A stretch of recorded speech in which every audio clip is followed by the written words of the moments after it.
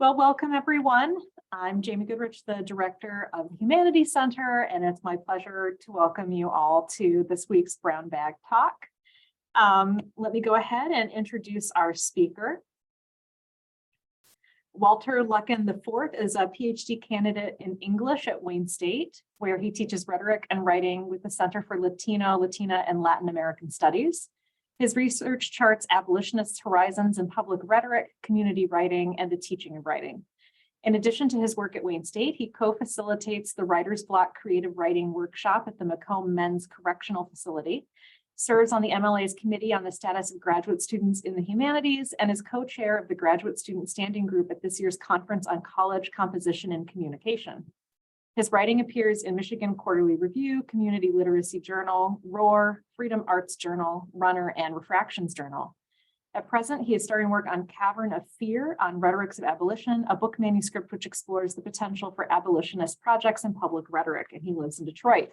And today he will be speaking to us on the topic, We Are Here to Stay, Lampedusa in Hamburg, and the Oceanic Rhetorics. So I'll let you go ahead and take it away. Thank you, Jamie. So hello, everybody. How's everybody doing? Thank you to Professor Goodrich and the Humanities Center for hosting me today. Happy to see everybody. First things first, best wishes and solidarity to our union siblings at University of Illinois, Chicago, who went on strike yesterday. Hope that that's over soon and they get a contract that's fair for them and their families and communities. And then also thank you to the Department of Humanities, Social Science, and Communication at Lawrence Tech for hosting me today, especially Professor Paul Jawson, who has lent me use of his office to give this talk, which was very gracious of him.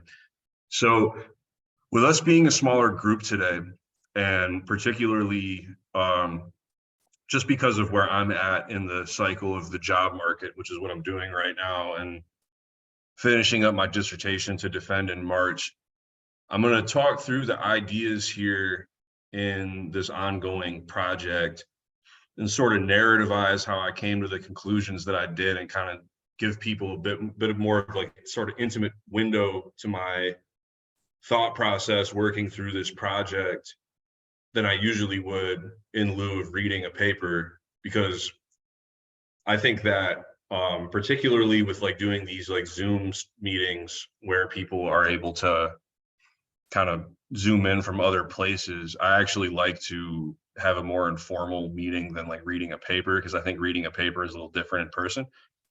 So with all that being said, I'm going to go ahead and get into the subject of what we're talking about today. And so what we're talking about today is Lampedusa in Hamburg, which is an activist group of refugees, primarily from sub-Saharan Africa, who are living in Hamburg, Germany, and advocating for their right to full participation in German society. So to give a little bit of background, and the thing about Lampedusa in particular is that it's a very kind of old place that's had a lot of different names and served a lot of different purposes in different kind of states and empires and political organizations throughout its history. And people even kind of dispute what the name itself means. So where the island is located, which I probably should have thought to put in my slide deck, but I didn't because I had COVID when I was making these slides. I'm all better now, but I was more focused on having COVID at the time. It's a little island that is politically part of Sicily, but which is to say it's part of Italy, which at least for now is part of the EU, which is important. But geographically, it's actually closer to Tunisia. And so for this reason, it is a center for irregular migration from North Africa, for the reason that because of the way that the asylum laws work in the EU, if people migrate to Lampedusa, and the reason that I'm pronouncing it the way that it's pronounced in one language is because the island has a bunch of different names and a bunch of different languages. And so there isn't one right or wrong way to say it, because as we're going to get into today, the naming of places, people, and things is itself rhetorical, and it has kind of a political valence to it.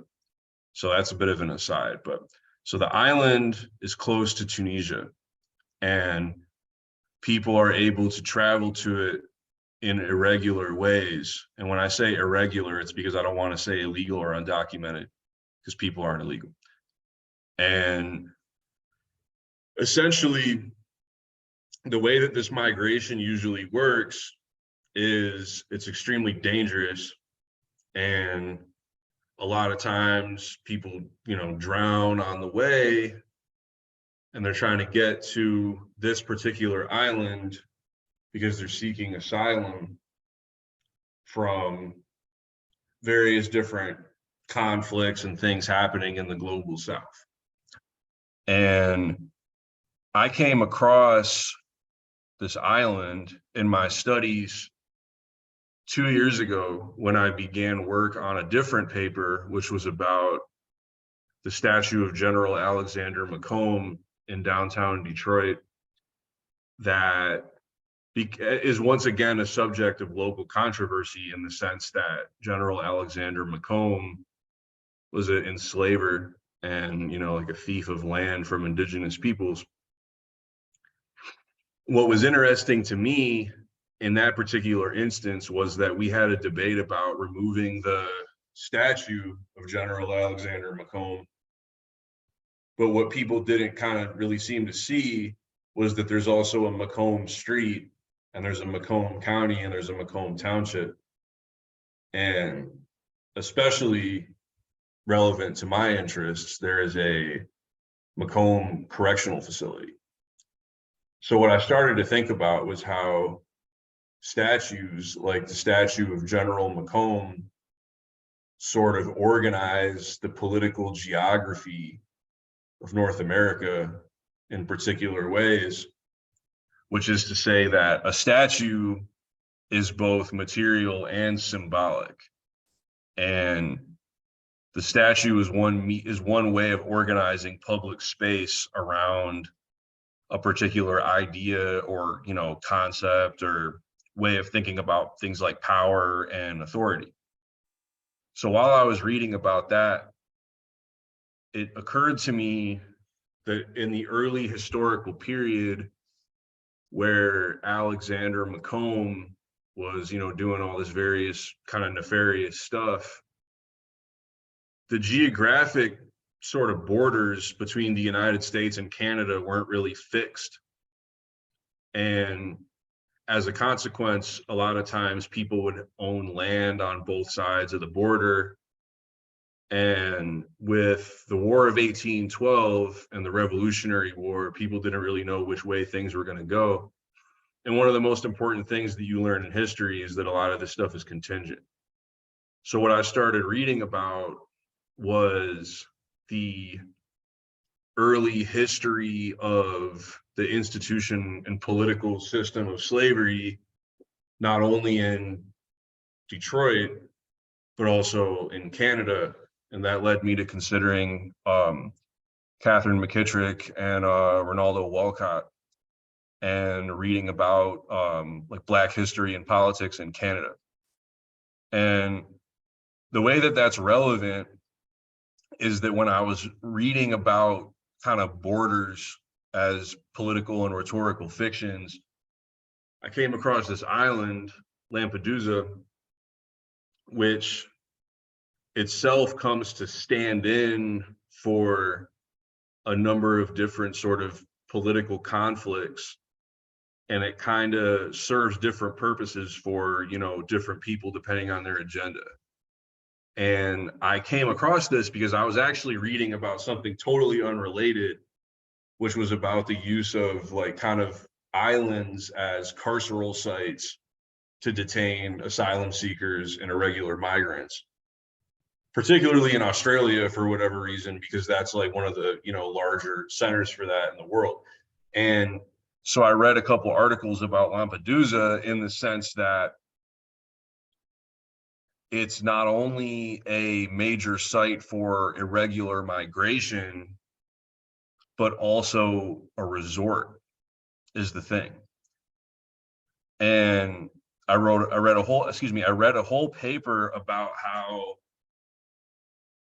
the same place shows up in these totally disconnected discourses, where on the one hand, it's like a site of tourism and hospitality of one kind, but then on the other hand, it's a carceral site where all these people coming from sub-Saharan and North Africa are being kind of detained and being held in a carceral site.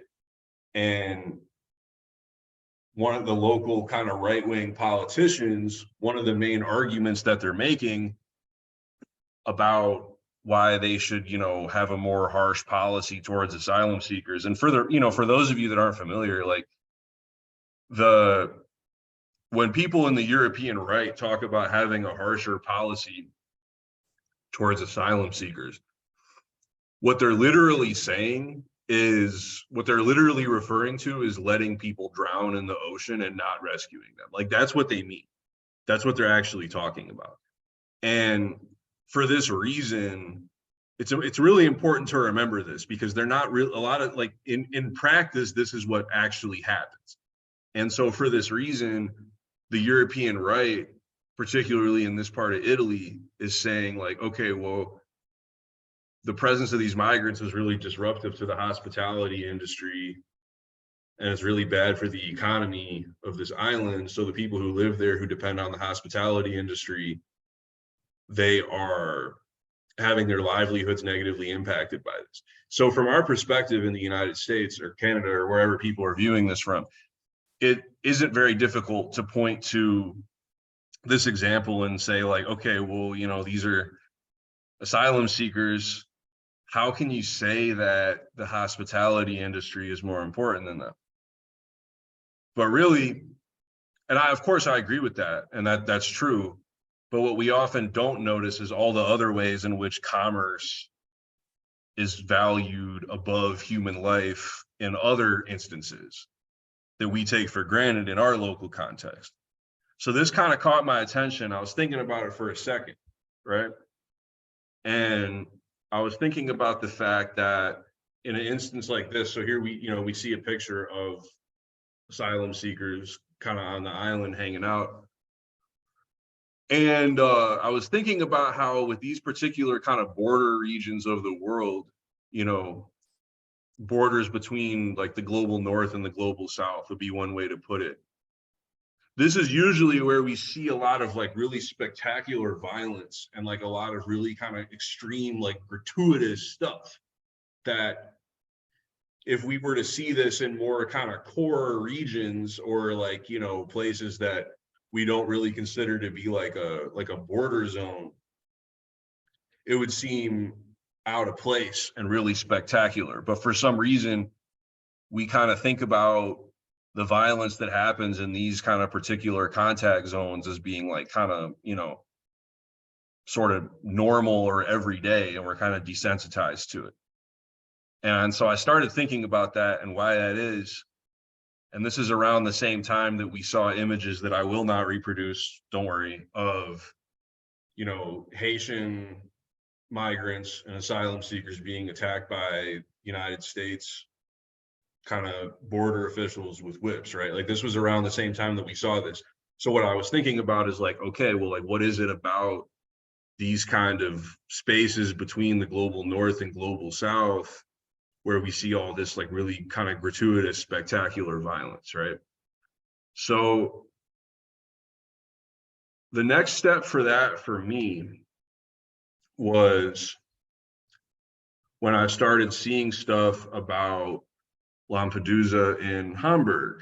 And so this is not a good slide because I made this slide deck when I had COVID. Hamburg is up here, right? And one of the reasons that Hamburg is a major center for asylum seekers coming from the Mediterranean is because there is a particular set of rules where Italian authorities will give people small amounts of money and documents to allow people to leave Italy and then travel to other parts of the EU. And what they don't tell people is that under a set of rules called the Dublin Accord, an asylum seeker in the European Union is only eligible for education, employment, government housing, and things like that in the state that processed their asylum claim. So what that means is if a person is granted asylum in Italy, legally, they can only access certain kinds of participation in society in Italy. But nonetheless, Italian authorities will, give people like travel documents or small amounts of money, send them north to Germany, right? And one of the reasons that Germany, for example, would be a more attractive destination for some of these folks is that, those big German cities have a lot of commerce and a lot more economic opportunities. So what happens is people will go north to Hamburg or Berlin, and when they get there, they find out that they are not eligible to legally participate in those societies because of the Dublin rule. So what'll happen is they'll end up experiencing homelessness, living in tent cities in the middle of the city, and being harassed by the police and things like that. And so what really stuck out to me when I was learning more about this was that these activist groups themselves, they kind of take on this idea of Lampedusa as part of their imagery. And so you see here, we have a fish, and then we see water, and we see an anchor, right? And so when I think about these guys here that are having this protest in Hamburg, where basically they're protesting for their full participation in German society, right? So education, employment, housing, things like that. And nonetheless, they identify themselves and they organize their kind of public rhetorical activity around the island of Lampedusa. So why is that? Is what I started to think about. And one thing that kind of I kept coming back to was the idea that Lampedusa was always being kind of summoned or utilized within the European media as a stand-in for concerns around borders, migration, citizenship, the quote-unquote refugee crisis in the Mediterranean, et cetera. Now, the refugee crisis itself is something I want to think about for a second. I kind of want to linger on this. So people have used the Mediterranean Sea to travel between the land masses that we now refer to as Europe, Southwest Asia, and Africa forever. As long as there's been people, they've traveled across that sea for various different reasons, right? Now it's a crisis in the 21st century, but people have used these islands and used this sea to travel between these continents forever. So the crisis itself is something of a political fiction in the sense that human beings always migrate. Human beings always move from one place to another. So this particular way of thinking about migration itself as a crisis has connections to other sort of political agendas, right? So in Hamburg, we see these guys in this protest identifying themselves with this island and identifying themselves with, water and anchors and things like that. So my kind of research question here was to kind of sort of dig into the larger kind of rhetorical architecture of what's happening here. The reason being that that's like the main thing that people think about in Germany when they're thinking about asylum seekers, is these kinds of images of people on boats traversing the Mediterranean Sea coming to Europe. If you listen to the political speeches, the candidates, everything, it's always about the sea, it's always about the beach, it's always what they're talking about, right? And so thinking about that, I started to, kind of do a little bit more research.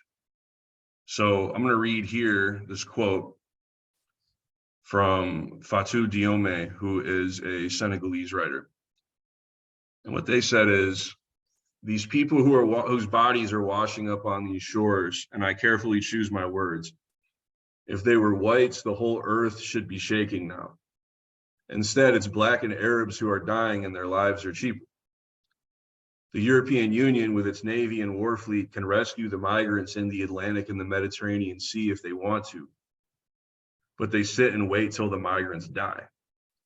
It's as if letting them drown is used as a deterrent to prevent migrants from coming to Europe. But let me tell you something, that doesn't deter anyone, because the individual who is migrating has a survival instinct, who believes that the life they are living isn't worth much. He's not afraid of death. So we see a couple tropes. I don't mean tropes in a bad way. I mean like kind of rhetorical symbols coming up here, which is migration and water, right? And beaches. So I'm thinking about that, right, as I start to work through this. And as I'm thinking about this, Ronaldo Walcott came out with The Long Emancipation, which was his most recent book. And essentially the argument of the book is that freedom and emancipation are actually kind of two different states of being. And that from Walcott's perspective, Black subjects experience emancipation in the present moment and continue to work towards Black freedom, but that the two are not synonymous, right? And that was interesting to me because, as we see here, Walcott zeroes in really specifically on Lampedusa, right? So I'm not gonna read the whole quote because I don't really think it's appropriate for my positionality to use some of the I's and stuff in here, like I as in first person singular. But what we see is the Atlantic Ocean, the Mediterranean Sea, the Caribbean Sea, these bodies of water and others mark in significant ways what Black life is and cannot be, is what Walcott is saying. And so what he's saying is that to say Lampedusa is to summon Black life forms, right? And he says this specifically in The Long Emancipation. So this kind of stuck with me. And what stuck with me about it was that there's a particular connection between this island, because the island is more than, just a bunch of rocks in the ocean, right? Or a landmass. It in and of itself is a it's a sign, right? It's a symbol, it means something. And the meaning of the island clearly relates to what the asylum seekers are trying to say about their role in German society, right?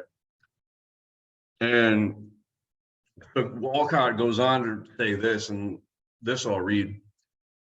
Africans crossing the Mediterranean are responding to the push factors of the global conditions of colonization that have produced global wealth and death unevenly.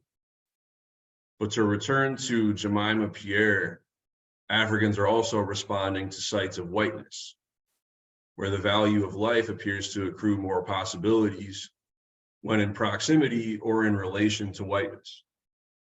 Thus, the Africans whom I speak of here are not migrating to other African nations as sites of refuge. This particular African movement to white places immediately runs up against the asymmetrical global racial logics and practices wherein Blackness is not valued and is read as out of place. Thus, the deaths of Africans in the Mediterranean and the continued harassment of Africans in major European cities are not surprises. They are, in fact, a logical outcome of historical and contemporary policies and practices meant to take all life from them and only notice them as life insofar as it is a life that produces wealth for the West. So I want to stick here for just a second to think about where the guys in this protest are, which is Hamburg, which is here. So what we notice when we look at this, and this is not a good slide because I had COVID when I made this, so I'm sorry about that, is that it's right next to the North Sea, and you can get right there from the North Sea. And Hamburg historically was the capital of the Hanseatic League, which was a connection of cities that either autonomously or as parts of other states served as nodes for the development of global capitalism. So Hamburg is a place where commodities and raw materials from the global south have historically entered and exited Europe, right? So if we think about raw materials and commodities from the, from the New World, right? Whether it's cotton, sugarcane, things like that, raw materials are entering Germany here. And then surplus values being created from them and, these factories and stuff. And this is from the 18th, 19th, 20th century and onward. And so these cities in northern Germany are becoming these major economic sites globally because of their proximity to water and the ways in which commodities and raw materials from the global south are entering, right? So what we're seeing is that Hamburg is a site where there's water and commodities go in and out, and I'm repeating myself on purpose to make a point.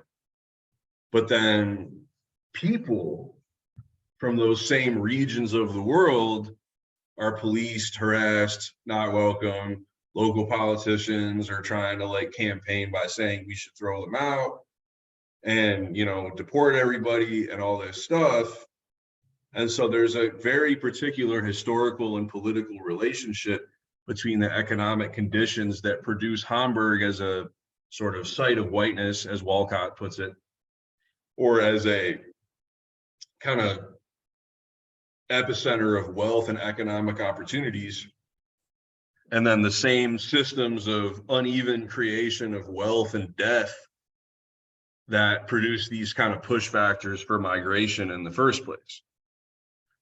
So this is pretty much what I want to think about, is what are the ways in which this house here says Lampedusa and Hamburg on the side of it. So this is in St. Pauli, which is a particular part of the city that a lot of refugees, migrants, immigrants all live, right? And that's also where that's where the squats are with the anarchists and stuff. That's that part of the city, right? What are the ways in which these asylum seekers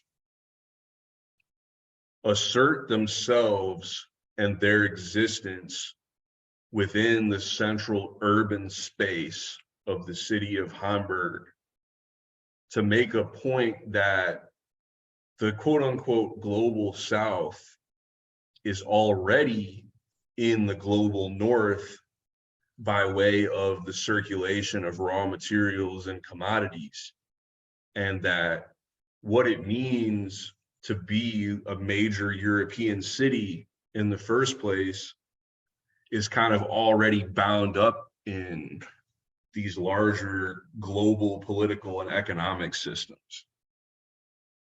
Because this is the thing. The whole rhetoric of Europe as a concept and of these major European cities is that we have some kind of contiguous culture that exists there that goes back for X amount of time. And then there's like the Germans or the French or the Dutch or the British, and that these are identities that exist outside of time that are sort of synchronic because they're always the same. And that the reason that Germany, for example, is such a center of global commerce is because of economic processes that are internal to Germany that didn't occur in other parts of the world.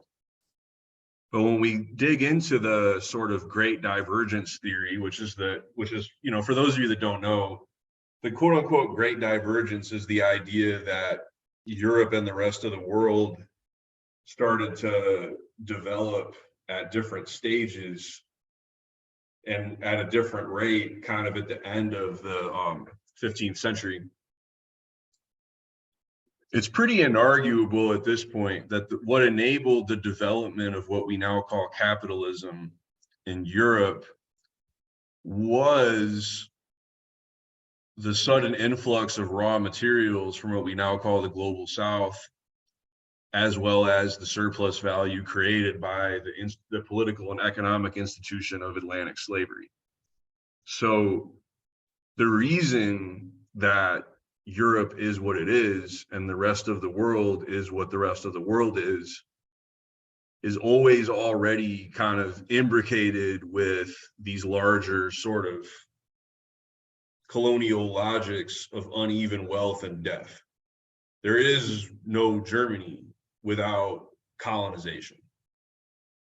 There is no Hamburg, there is no Protestant work ethic, there is no guns, germs, steel, none of that without this historical process. And so the push factors and the pull factors are actually one and the same. And in many ways, this sort of begins to emerge as the central problem of the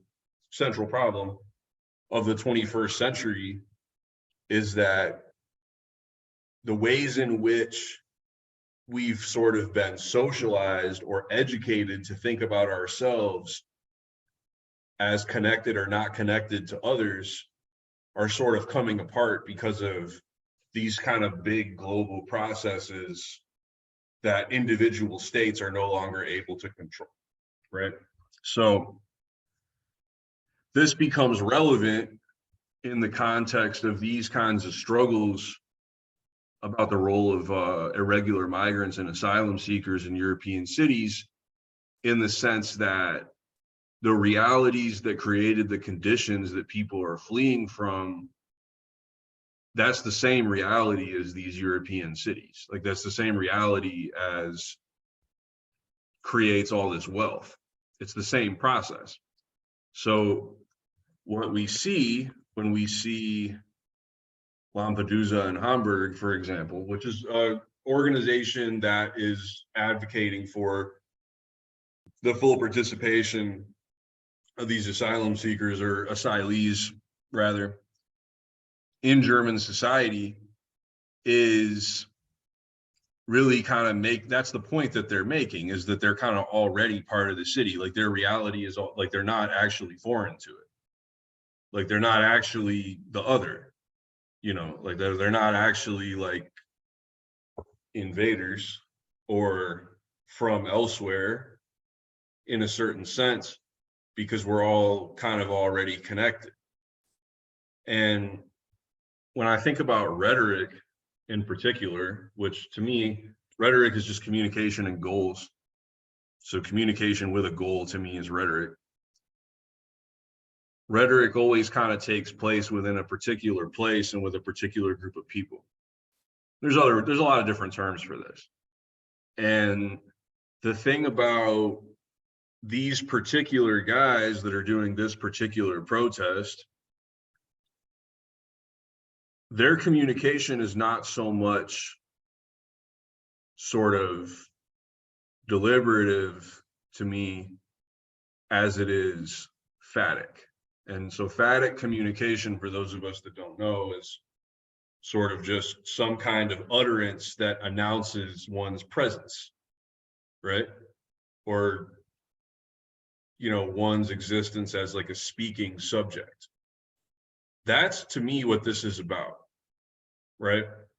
This to me is a situation where what the goal is just recognition within the political community of the city and some kind of role. And where this is coming up for me in the disciplinary conversation relates to these kind of two currents. And this is what we're going to talk about. I'll talk about my relationship to these particular ways of thinking, and then we'll just do some questions, because we're a smaller group today. So this is from Tiara R. Naputi, who works in communication as a communication rhetorician, who has this sort of framework of oceanic rhetoric.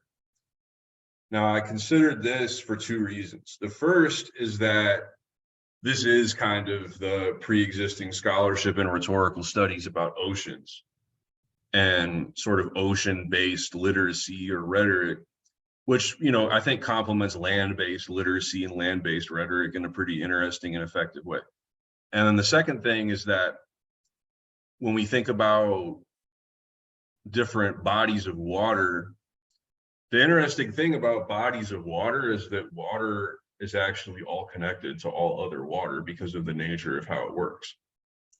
So the difference between the Pacific Ocean and the Atlantic Ocean is as much political or rhetorical as it is like the actual sort of chemical composition of both those bodies of water, right? Like there's a political aspect to this. And the ways that we imagine different parts of the world and the labels that we put on different bodies of water are themselves they have a bit of a historicity to them. So what we're talking about here when we talk about oceanic rhetoric is fundamental and necessary interventions about criticism, social movements, and relationships between rhetoric and culture in the context of enduring empire and colonialism. Now, so the example that she's talking about in her scholarship is United States naval policy and sort of neo-imperialism in the South Pacific, right? Like that's the context that she's referring to, which is in some ways very similar and in other ways very different to the ways that the European Union relates to the Mediterranean. And so basically what this kind of relates to is a maneuvering beyond terra firma senses of the field, shifting from land-centric orientations towards oceanic or watery resonances of communication phenomena in order to simultaneously focus on Oceania to understand material and rhetorical impacts of colonialism and militarism and indigeneity, right? So oceanic rhetoric expands perspectives on place and power and notions of the field itself by investigating the profound importance of the ocean, challenging overwhelming land-based preoccupations and containment through colonial logics. So what I started to kind of think about when I was reading through her work are what kind of ways of thinking about rhetorical activity in the oceanic sense we open up when we think about the ways that water kind of connects all life, and particularly the ways in which water connects both Lampedusa and Hamburg to each other, in the sense that water is sort of like a guarantor of movement, in that we can use water to move, but it also separates different parts of the world from each other, or so we imagine. And so I'm thinking about that, and then I come across Ronaldo Walcott and his thinking on the Black aquatic. So he says here, what I'm calling the Black aquatic is the ambiguous and ambivalent relationship that Black people hold to bodies of water. It is a relationship that is not simply held by Black people, but one that, as the above example indicates, is also assumed by others, and this is kind of where my intervention is, to be actually constitutive of Black subjectivity. So he's not interested in either disproving or confirming such ambiguity and ambivalence, but rather he's thinking through the question of the sea, the ocean, the river, the lake, or the creek, right? So this is kind of where I started to get into sort of a deeper analysis of the imagery here. Because one of the things that came up a lot when I was reading the secondary literature about Lampedusa and Hamburg is that there are particular there's discrimination that's faced by migrants and asylum seekers in Europe writ large, but there's a pretty clear consensus that even in Germany, Northern Europe, whatever, there's additional layers of harassment, police violence, and discrimination that's faced by Africans and Black people who are in these particular legal situations in Europe. And that kind of raised to me the question of the significance of the oceanic or the aquatic, in the sense that within the kind of imagery and symbolism that's being used here, there's larger connections to all these other discourses. So we can go ahead and have questions now, because we have, we'll leave about 15 minutes.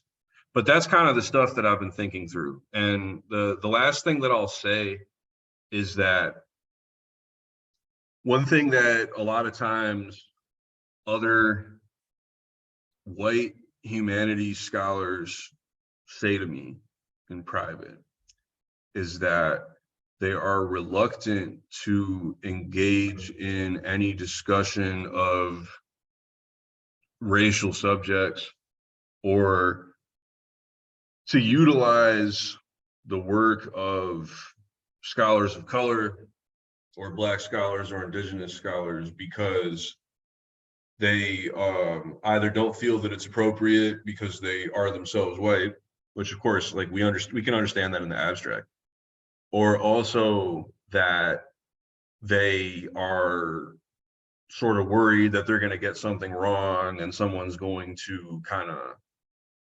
like be super kind of critical of them for having said something wrong about it. Now, there's two kind of things I want to say about that, particularly as it pertains to my positionality, writing, about like Black rhetorics and Black rhetors here in the case of Lampedusa and Hamburg, which is that I understand people feeling concerned that that if they are writing or speaking about particular subjects, that if they get something wrong, someone is going to be critical of what they wrote. But that seems to me to be an inherent feature of any scholarly work. It seems to me that in any instance, if you cite anyone or refer to anything that anyone wrote, there always is the potential that someone will say that your reading is not correct, or that what you're saying doesn't have fidelity to the text, or that you've misunderstood what a person said, etc. And if you're unwilling to respond to that criticism in good faith, or if you are not prepared to kind of be, not necessarily, maybe criticize is the wrong word, but if you're not prepared for people to be critical of something that you wrote on the grounds that you didn't kind of correctly read something, then like the scholarly work may not be for you, because that's part of what you sign up for. Like, that's basically what gives us the ethos that we have, is qualified inquiry. And so what I'm coming to find is that people who accept, for example, that if they say something about what Kant said, and someone says like, see, I don't really think you read Kant right in that particular instance, that's not actually what he's talking about, etc. People accept this and they sign up for this. But if someone tells them that they misread June Jordan, or that their reading of June Jordan doesn't show a lot of fidelity to what June Jordan wrote, they're finding this to be unacceptable. And so then that would raise the question to me of like, well, why is it then that, you know, we can accept people telling us that we read Kant incorrectly, but we can't accept someone saying that we read Audre Lorde incorrectly, right? And I mean this kind of in a rhetorical question way, but like I would ask people to consider that, right? So that's kind of the spirit that I'm proceeding with in things that I'm writing, in the sense that there's not really an excuse to not be concerned with these kinds of issues in one's work. And there's also not really an excuse to avoid all the contradictions that come along with it, because like the white subject is kind of already always complicit in all these different systems and always bound up with it to begin with. So like my position is not particularly different as a white person if I do or don't write about certain subjects. And the kinds of things that I would have to think about to be like, to do ethical scholarly work about race, for example, are not distinct from the kinds of ethical questions that I would have to consider just like as a person in general. Like so I think that there's a sense that people kind of have that they can opt out of having to think about this stuff if they just don't write about it in their work, which I personally think is disingenuous. Like, I don't think that's real. So we can go to questions now. I just wanted to make sure to address kind of my own positionality and how I think about it in terms of what I write about. And I really appreciate everybody sitting with me today to think through some of this stuff. I mean, I've presented this at one conference thus far, and the project's kind of already pretty different than it was. So I'm excited to hear what everybody thinks. Thank you for that, Walt. Would you mind stopping sharing your screen so we can be in gallery mode and see each other a little more easily? Thank you. I actually, if it's okay, I'd like to start with a question. So, I was really struck by your presentation of the migrant crisis as a political fiction, right? Because people always move. And then when you were talking about the historicity of European identities, that really made me think that what's happening there too is that nationalism is a also a fiction, a political fiction. If we think about Italy, Belgium, Germany itself, these don't become nations until the 19th century. So, and even something like Britain or Great Britain, even though you could say it exists in 1707, still there's a lot of fractures within that, within Wales and Scotland, et cetera. So I think for me, I think about it in European history, these nations are relatively recent, So is that part of this problem here, is this need to cling to this fiction, this political fiction that we are a nation and that we define ourselves as such, and you don't fit in our nation, which is just a fiction anyway. So does that jive with what you're thinking? Yes, absolutely. I mean, I think that, one of the things that I run into a lot of times in rhetorical studies, because like I do some work in some areas that are not, that don't always concern themselves with like racial stuff. And so I find myself getting pushback there that I maybe wouldn't if I was like writing in like technical communication, for example, where the conversation is way more advanced. And one thing that people will say is that it's ahistorical to read, 21st century racial politics into like discussions of phenomenology. And the thing about that is that if you actually sit down and think about the timelines involved, a lot of these racial logics are usually older than the whatever state we're talking about, and older than the national identity or older than a particular language. So, I mean, that's the whole point of the 1619 Project, right? Is that the history of all this stuff in the landmass we now call the United States is actually older than the United States as a political entity, right? And so basically, okay, I see Ariel is leaving. Thank you so much for being with us today. I really appreciate you being here, and I look forward to talking soon. So thank you for such a nice comment.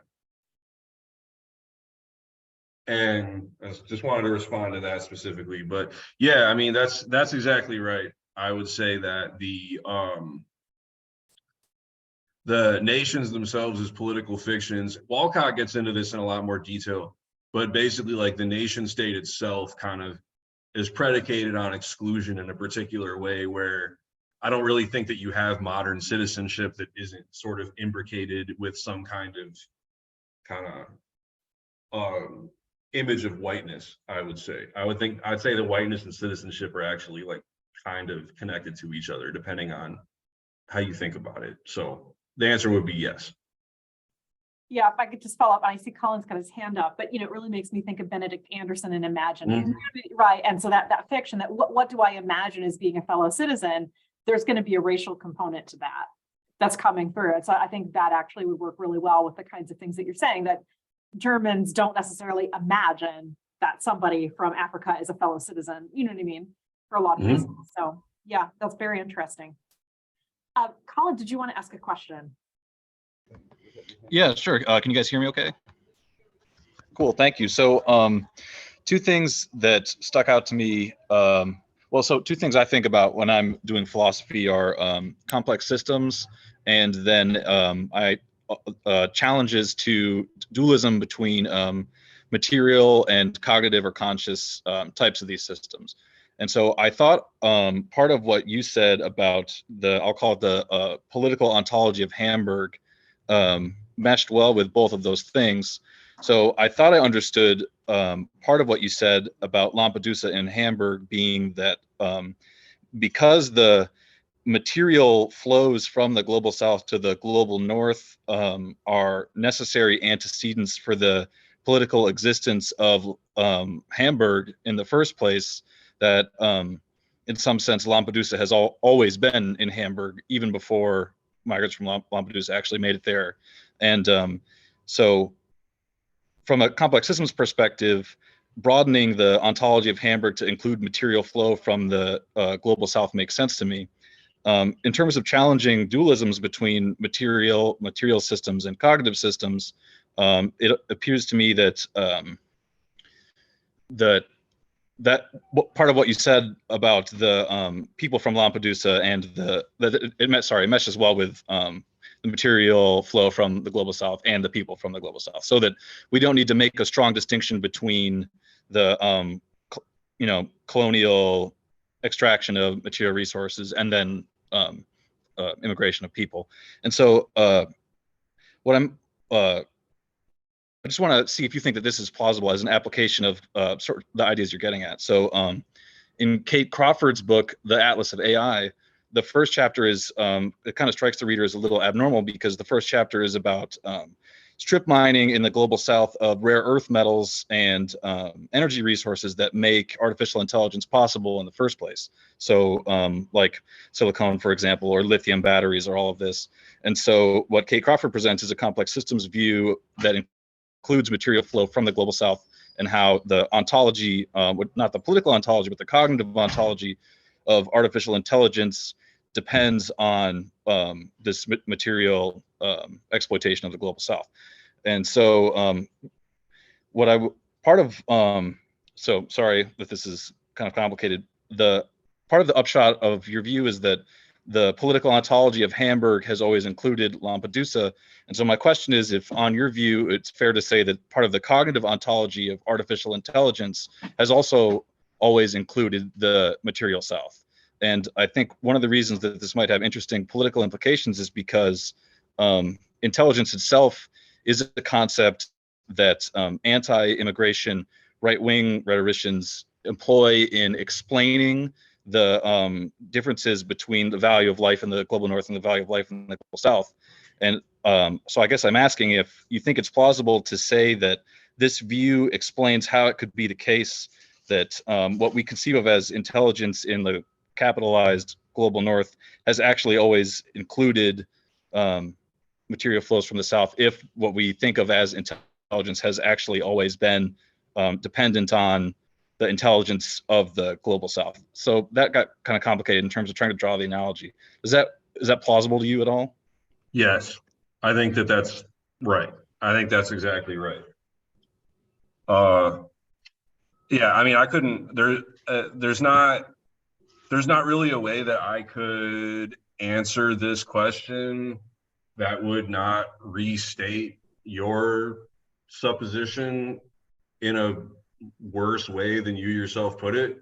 So, I mean, so yes is the answer. And I would say that just in general, like, I mean, like, yeah, the concept of intelligence itself is sort of permanently bound up in these ideas, such that artificial intelligence, in a sense, reproduces, depending on how it's programmed, a certain way of thinking that itself already kind of inherently has these logics, which is where we get things like algorithmic racism, in a sense. And this is like a very, very, very kind of very simple way of putting it. But yeah, to answer your question, yes. I mean, you know, not to give everybody too much behind the scenes information, but I think maybe we should talk about this again later. I think that we maybe should talk about this more, because this is a pretty interesting idea. So yes is the answer. So Awesome, cool. Thanks you. Yeah, and awesome sure, talk. yeah, thank you for coming. Yeah. I think we've got about 1 minute left. If anyone else would like to ask a question.